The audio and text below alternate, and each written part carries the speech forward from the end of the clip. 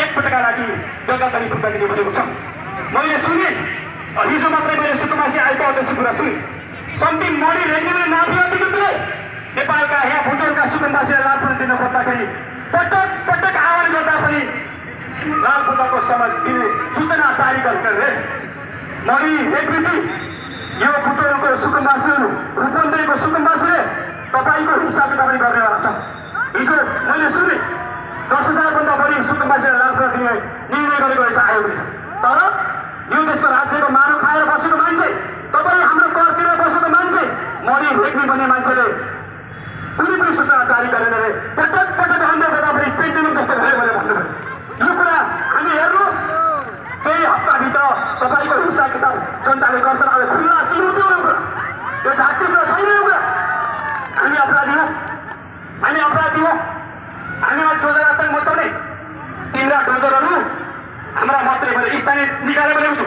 तपाईँहरू छाती कमाउने होइन। यो देशका 16वटा स्थानीय तह छन्। तपाईँहरू यो जनताको मतबाट विजय हुनुपर्छ। तपाईँहरूलाई स्थानीय ऐन पनि छ, अधिकार पनि छ।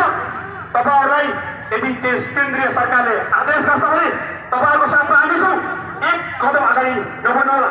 यदि बढ्नुभयो भने तपाईँको समाप्तिको दिन पनि त्यो दिनबाट सुरु हुनेछ। यो हाम्रो नभन्यो, यो कुनै गफ होइन, यो गफ होइन यो कुरा। त्यसैले मेरो अनुरोध के छ भने सुकुम्बासी पनि धनी बन्न पाइन्छ, सुकुम्बासी पनि पेटभरि खान पाइन्छ, सुकुम्बासीले पनि सुन्न पाइन्छ।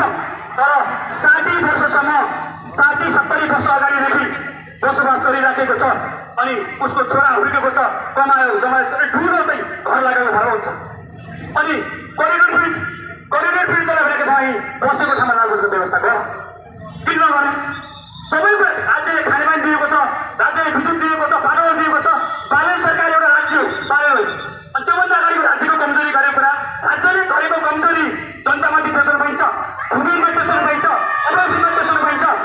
राज्यले आफ्नो कमजोरी स्वीकार्नु पर्दैन। रेकर्डहरू गरिदिनु, हामीले दिनु रेकर्डहरू, रेकर्ड पनि दायित्व लिएको होला नि त। त्यसैले मेरो आफ्नो कुरा के छ भने यसरी जसरी सुकुम्बासी भूमि अव्यवस्थितहरूलाई जुन प्रकारले दोस्रो दर्जाको नागरिकमा बुझेको छ नि, जो नेपाली होइन भन्ने नामले बुझेको छ नि, मत दिँदा नेपाली भयो, मत नदिँदा खरा डोजर नेपाली होइन भनिसकेको छ नि, यसको हिसाब किताब आउँदैछ। फेरि चुनाव आउँदैछ। हामीले राम्रोसँग एकता राखेका छौँ। हामीले ठुलो अपेक्षा गरेका हौँ। हो बालेन सरकार, तपाईँको भ्रष्टाचार कदम विरोधी अभियानमा हाम्रो साथ छ, तपाईँको हरेक कदममा हाम्रो साथ छ। तर मानवता सबभन्दा ठुलो कुरा हो। मानवता बिना कुनै संसारमा केही छैन। मानव अधिकार त्यही भन्छ। त्यसैले तपाईँहरू सबै स्थानीय तहका